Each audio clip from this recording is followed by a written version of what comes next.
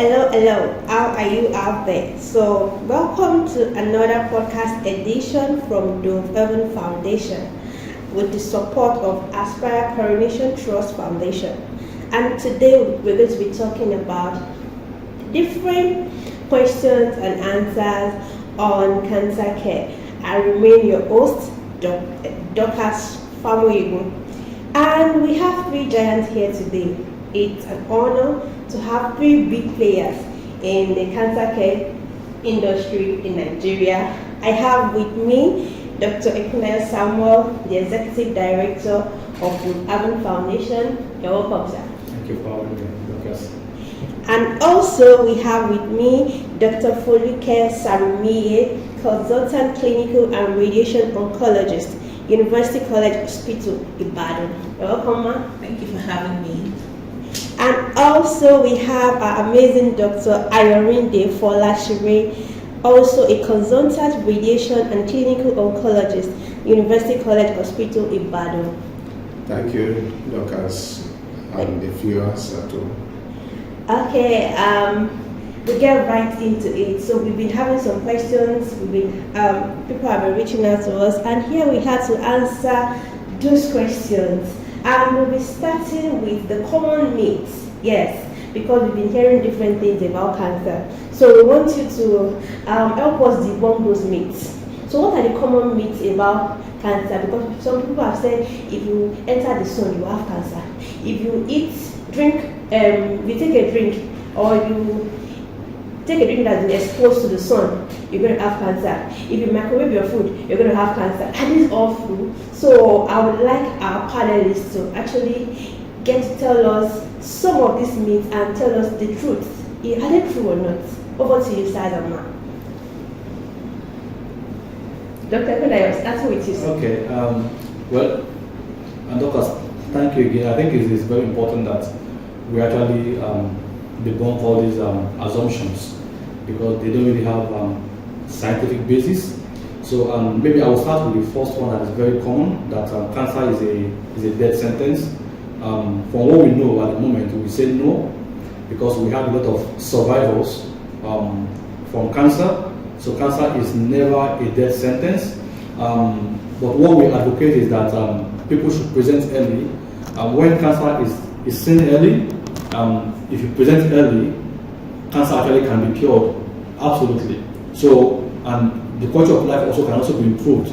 So we say that yes, cancer is not a death sentence, and that is actually a very wrong assumption about cancer.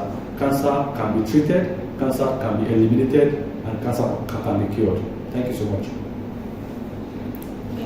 I'll talk on the microwaves and telephones. People have often said that all those 4G, 5G, microwaving can cause some cancer. Well, the truth is science is evolving, and there will always be new research, new studies that will give us new findings and all that. Well, what is cancer? Cancer is basically genetic mutation, that is alteration going on in the cells.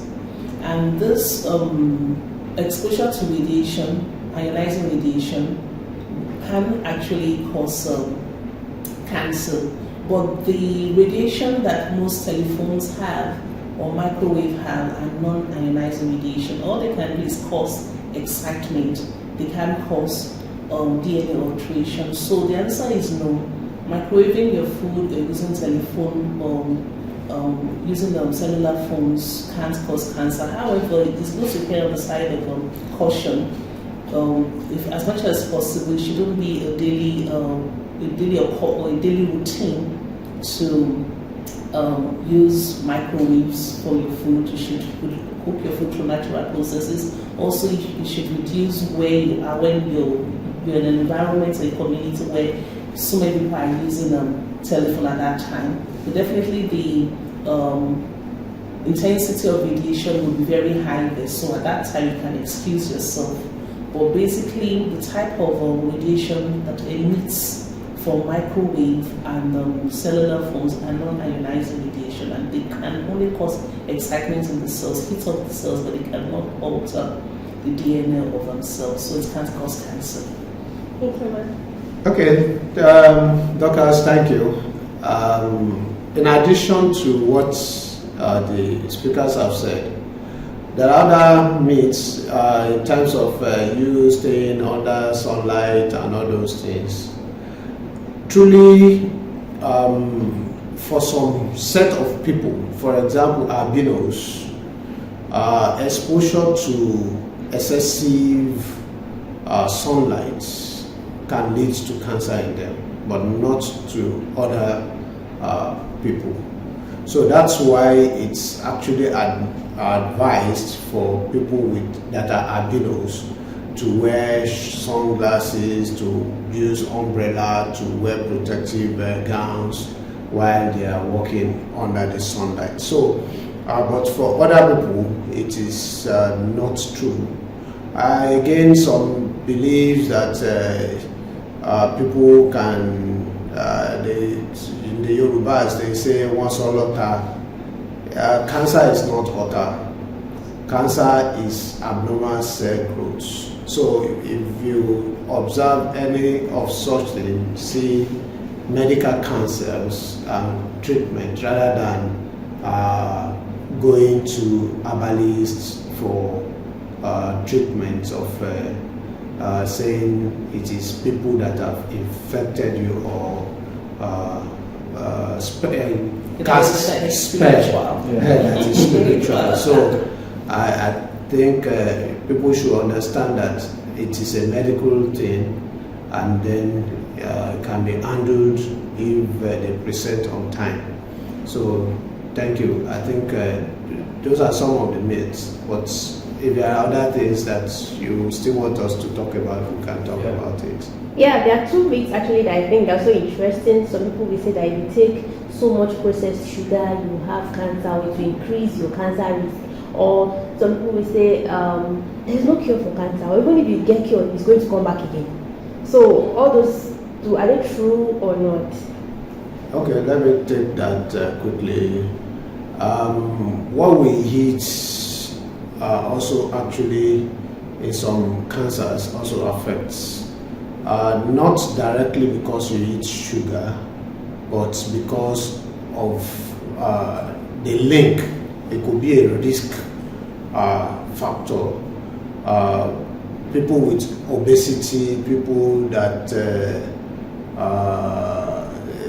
when you eat junks and all those things, you get obese. So some hormonal factors, those fats, eating excessive fats and all those things, causes influence some hormonal factors.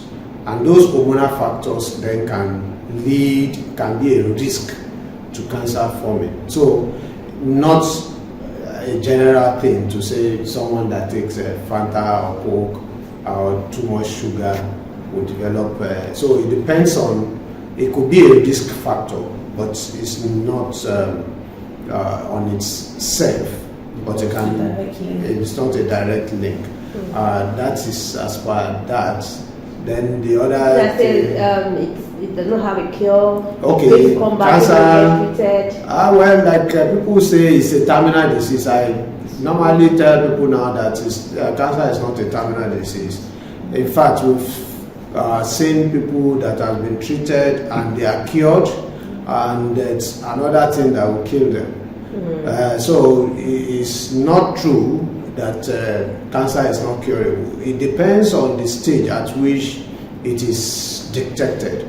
So if it is detected early, it can be cured, and it will not come back if there are no remnants of it in the system.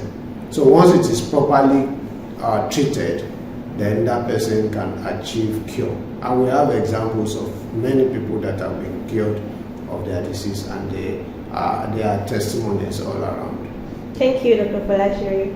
Dr. SARIMIYE, I don't know if there are specific myths around breast cancer that you want to talk about. Okay, well, the same general myths, but I know for breast cancer particularly, people talk about like I use antiperspirant because it's close to the armpit. Maybe that's why I developed breast cancer. Or if I wear tight bras, I shouldn't sleep with tight bras at night. Maybe that is why. Okay, they are not the reasons for developing breast cancer. In as much as we need to be careful, the kind of cosmetics that female that we use as ladies, we need to be, because we don't know exactly the kind of chemicals that might be in these creams and lotions and all those things we do.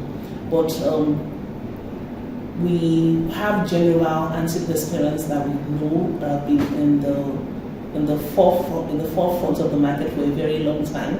So it is safe to use those antiperspirants. But we need to be careful about using some certain creams and some settings and lotions and cosmetics that have not been proven to be safe. We don't know where we're getting them from or where it's coming in from. Such cosmetics and hair products or whatever it is, we should stay away from it. Then concerning wearing tight bras to sleep at night and all that, or not wearing bras that have wire under it.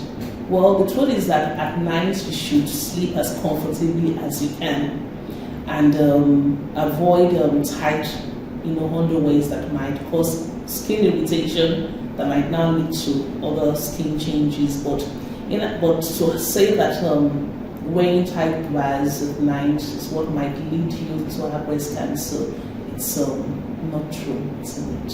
Thank you, Dr. Sarimiye. And lastly on this, Dr. Ekundayo, what about people that feel cancer is contagious? Maybe they don't want to move close to somebody that have cancer so that will not contact it. Is it true?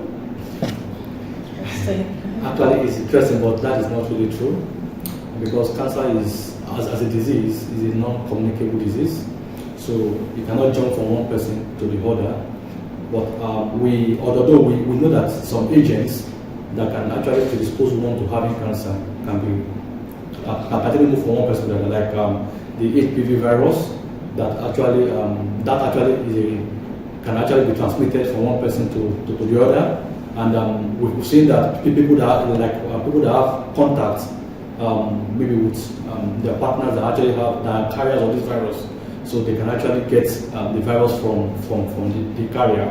But to say that cancer is actually not contagious, so it's not communicable. Thank you, sir. This is a very interesting one. And in case you have more questions, you have some needs you've heard about, you can just send us a WhatsApp message or a text message on 0808-777-9043. You're going to get responses. But because of our time, we need to move on discussing about some questions that are very common on cancer. So if you've listened to our previous sessions, you will have had modifiable risk factors or non-modifiable risk factors. So I think it's good for us to bring it up in this session here. So what are these modifiable risk factors that people should know? Like if you can have maybe 1, 2, 3, 4, 5, as simple as possible, that they can take on to prevent cancer, the modifiable ones. Over to you, sir, Dr. FOLASIRE.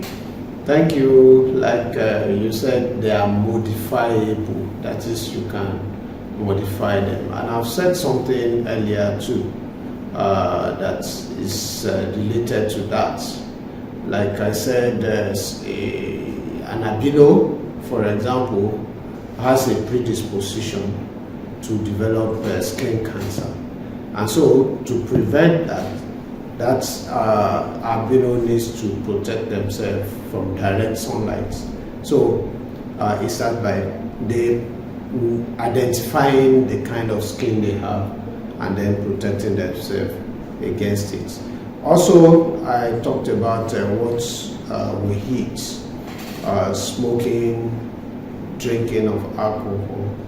There are factors that can cause some cancers. So it is advisable for people to know that you don't smoke or you don't even stay in the same room with somebody that is smoking, because even if you are not smoking, you may be an indirect smoker. So it's also so that is a prevention.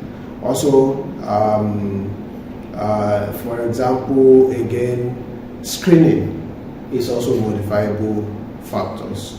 You need to screen. It is very important that we take care of our health.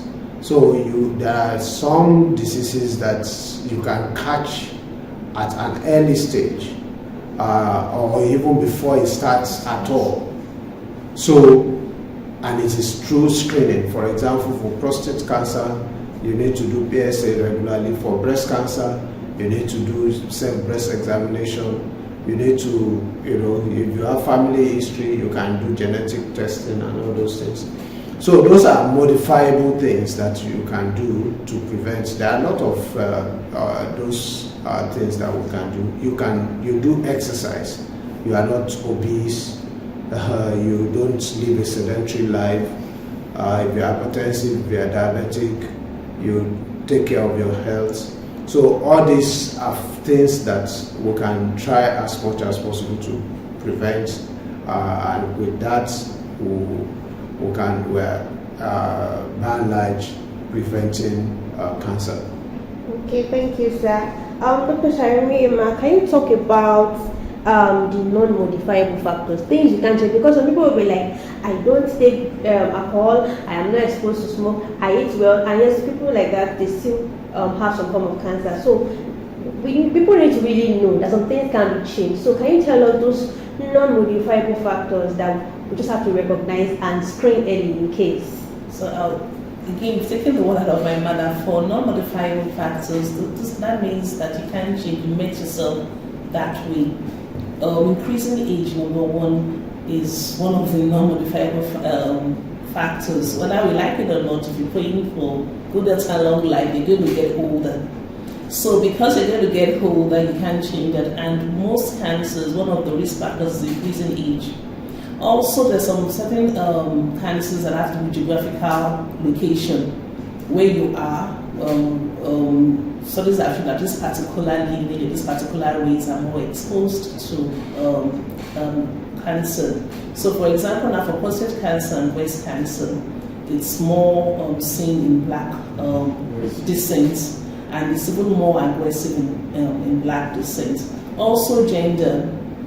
You have a lady cannot have prostate cancer, so just being a male already can predispose you to have prostate cancer, and then female for cervical cancer and breast cancer. So age, gender, increasing age, your gender, your race, where you come from are factors that you can change. But what can you do about it is having a healthy mindset of medical screening.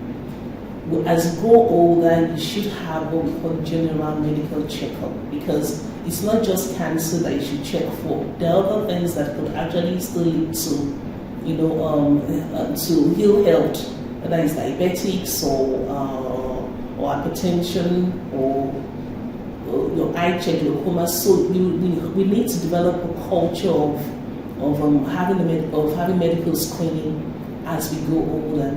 So screening is a very good way of halting the menace of unmodifiable risk factors. That okay, so since this is the way I am, or this is where I found myself, this is what I can do earlier to prevent it, to protect it early in case it comes. And for cancers, early diagnosis with prompt treatments, the prognosis is much better as compared to somebody comes in at a late stage. Okay, thank you, ma'am. So talking about screening, let's just quickly get back. Like how often should people go for screening? Okay, so health screening should be done by age and gender. There are certain screening tests that you can do at a particular age, and there's some screening tests you have to do at a particular age. But generally speaking, when you get to the age of 40, most routine health screenings from that age bracket, 40 and above. That's when you begin to have routine health screenings. For below the age of 40, except there's a strong family, indication that this runs in the family. So, like for example, now if you the first degree relative, the second degree relative, or an auntie or your mom had breast cancer, and you've seen that a lot. Of course, screening for breast cancer starts earlier before 40, but generally for most cancers, the bracket is 40 years and above. Thank you so much, ma'am. To Dr. Ekundayo, where can people access information on cancer? Because I know people still have so many questions, they need support. So can you tell us where and how people can access information on cancer care. Yes, at the moment I belong to the Nigerian Cancer Society. We're trying to see how to collate the list of government facilities, non-government facilities, so NGOs, so that people can easily have access to this. But I know that, for example, if you come to Ibadan now, you can have access to cancer care in UCH. So there are a lot of NGOs that are also around Ibadan. So I think it's good that people just go online, just browse based on where you are located and what you actually need. So there is a lot of information for. Also, you can also get information to us. Just, you can call us, you can send us messages. We will give you proper direction on where you will get actually access to this cancer care in Nigeria. Thank you, sir.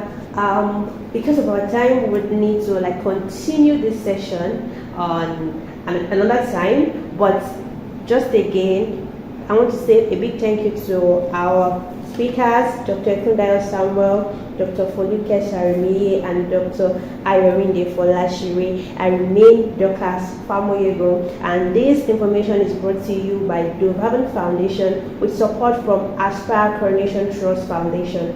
For more inquiries, you can call us on 0808 777 9043. Thank you.